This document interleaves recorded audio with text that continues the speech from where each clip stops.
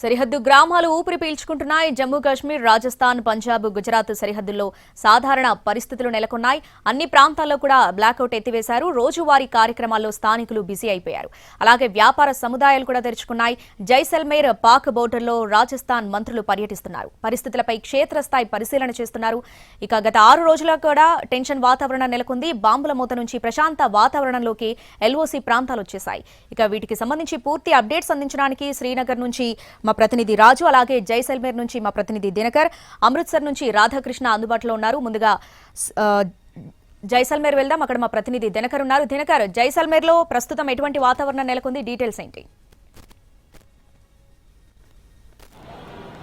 రాత్రి 7 గంటల ప్రాంతం నుంచి హైటెన్షన్ వాతావరణం నెలకొని ఉంది. బడ్మేర్, రాజస్థాన్, బికనీర్, శ్రీనగర్, జోధ్పూర్, ఆ తర్వాత ఉదయ్పూర్ లాంటి ఏవైతే కీలకమైనటువంటి ప్రాంతాలు ఉన్నాయో, ముఖ్యంగా జైసల్మేర్, బడ్మేర్లలో రాత్రంతా ఒక రకమైనటువంటి ఉద్రిక్త వాతావరణం నెలకొన్నటువంటి పరిస్థితి నెలకొని ఉంది. అయితే ప్రస్తుతం అయితే ఇక్కడ వాతావరణం అంతా ప్రశాంతంగా ఉంది. చూడొచ్చు మనం విజువల్స్, మన కెమెరామెన్ గణపతి క్లోజ్ షాట్స్ లో వెళ్తున్నారు. మార్నింగ్ 6 గంటల నుంచే బ్లాక్అవుట్ ఎత్తివేయడంతో ఇక్కడ సాధారణ స్థితికి ప్రస్తుతం చేరుకున్నటువంటి పరిస్థితి. అంతా కూడా వారి పనుల్లో నిమగ్నమయ్యారు. నిన్న మొన్న అంతా కూడా ఒక ఆందోళనకరమైనటువంటి వాతావరణం ఈ బార్డర్ గ్రామాల్లో ఉంది. రాత్రి కూడా బడ్మేర్లో డ్రోన్లు ఎగిరేశారన్నటువంటి ప్రచారం జరిగింది.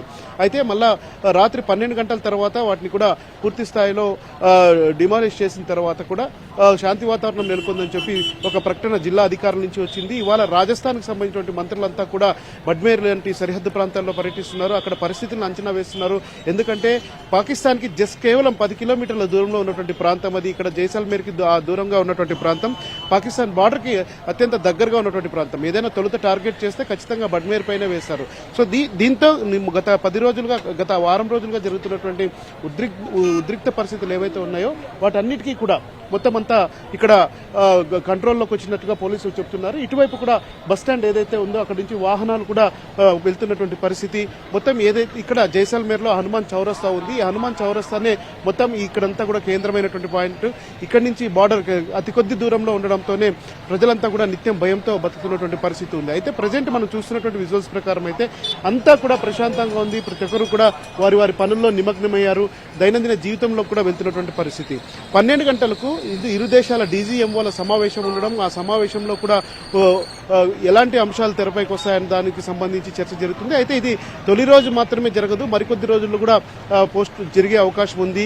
ఈ అజెండా, ఇరు దేశాల మధ్య అజెండా ఏదైతే ఉందో ఆ అజెండాకు సంబంధించి స్పష్టమైనటువంటి స్పష్టమైనటువంటి అజెండా లేకపోవడంతో ఎలాంటి అంశాలు ప్రస్తావనలోకి వస్తాయి, దీనికి సంబంధించి మళ్లీ త్రివిధ దళాధిపతులు ప్రెస్ మీట్ పెడతారా అన్నటువంటి సమాచారం కూడా ఉన్నటువంటి నేపథ్యంలో బోర్డర్ సరిహద్దు గ్రామాలన్నీ కూడా ప్రస్తుతం వరకు అయితే బాగానే ఉన్నాయి. సాయంత్రం 5 దాటిన తర్వాత పరిస్థితి ఎలా ఉంటుందన్న దానికి సంబంధించి ఆందోళనకరమైనటువంటి అంశాలు నెలకొంటున్నటువంటి పరిస్థితి ఉంది. ఇవాళ కూడా సాయంకాలం 6 గంటల నుంచి బ్లాక్అవుట్ ఉండే అవకాశం ఉన్నటువంటి నేపథ్యంలో ప్రతి ఒక్కరు కూడా